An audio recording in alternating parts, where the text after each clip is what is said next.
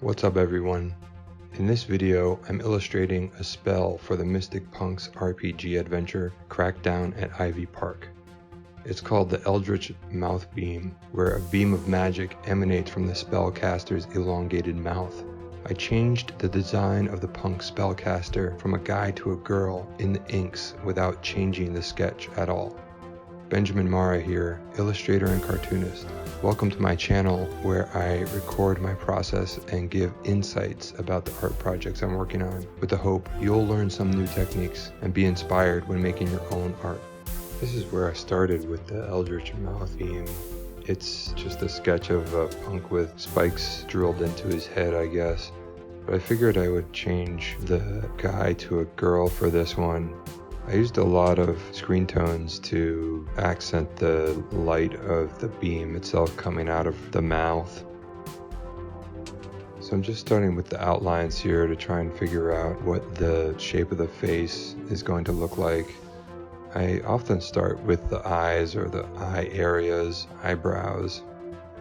As I'm working on this, I'm figuring out the structure of the skull, how it's all going to work. I want to soften the brow of the character because it's going to be a woman, so I don't want it to be too much of a heavy brow. I always put in some big eyelashes to suggest that it's a woman wearing makeup. The character has to have an elongated mouth because that's what happens to the spellcaster when they cast this spell. I'm adjusting where the eyes are going to be in relation to the nose itself, and that means adjusting the brow of the skull as well. I'm sharpening her eyebrows a bit to make them a little bit more of like inverted V's. Now I'm going in to carve out the teeth, what they'll look like.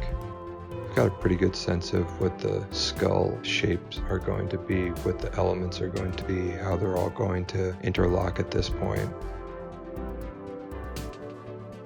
The elongated mouth is pretty fun to draw. It allows me to be a little bit more cartoony with the elements of the shape of a human skull. I can play around a little bit more and not try to be too right about anything. I figure she's going to be wearing some kind of makeup, some kind of lipstick, so there's going to be a pretty harsh sheen to her lower lip. The cranium of her skull is going to be pretty similar to that of the original sketch. I'm just going to give her some kind of crazy eyes, like she's in the heat of some kind of battle and needs to cast this spell, so her eyes are going to be pretty intense looking. She's gonna have a furrowed brow too. Since she's a punk, I'm going to put a piercing on her eyebrow. I'm keeping my punk designs for this pretty generic. They're kind of like Hot Topic punks.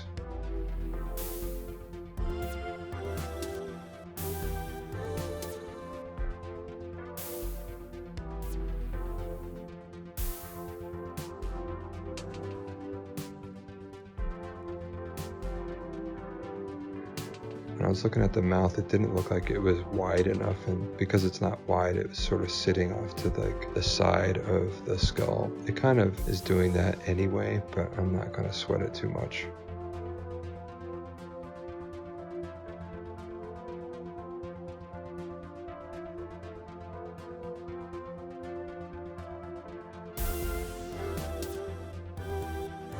I'm going to give her this kind of crazy duotone hairstyle where it's black on top and white on the sides. I just chose a Friend brush that I think would be thick enough to convey the hair that I want, but also thin enough to give me the fineness that I'm looking for in the hair strands. And the hair is just a bunch of feathering. Since it's going to be all black on top, I can pretty much just create a shape with the hair and then fill it in with all black in the center. I really like drawing hair actually. It's pretty fun. Hair can do a lot of different things, so it's pretty freeing to just feather a bunch of hair together.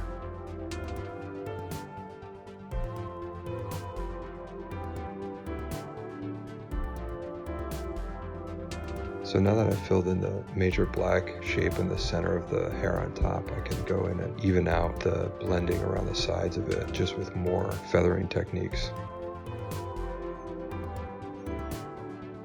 I can always go back in and pull out some highlighted hairs with the pen tool when I convert it to an eraser, so I don't have to be too precious with the way the hair is turning out. Now I'm using some feathering just to show what the beam is doing, try and give it a little bit of an effect. And there's the light source in the center of her mouth where the beam is emanating from. Since the primary drawing is pretty much figured out, I can start adding in the shadows that I want to add. But first I'm going to go back in with the pen tool as an eraser and pull out some highlights in their hair. This is actually a really good technique to give the illusion of hair being laid on top of other hairs. Touching up her eyelashes a bit here.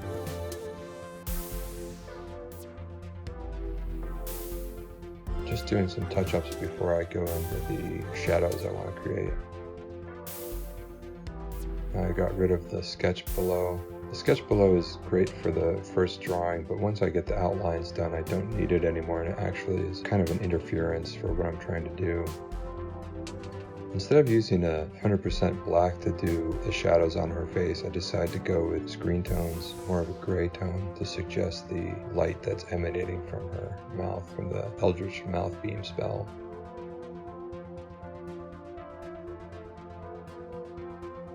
This is always a fun set of shadows to apply to the face of a character. It's just the standard horror underlit shadow set that you can apply to just about any face.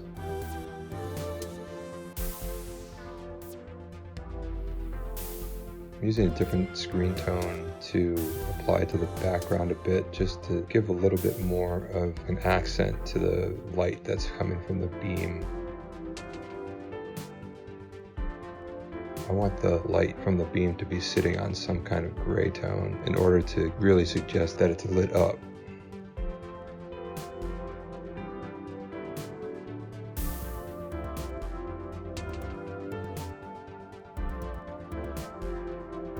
Now I'm going to give her just a dog collar, like a standard punk issue dog collar. I'm just drawing these metal spikes coming out of the collar. And then I'll just use the mask to erase the parts of the screen tone that I don't want to interfere with the highlight on the steel.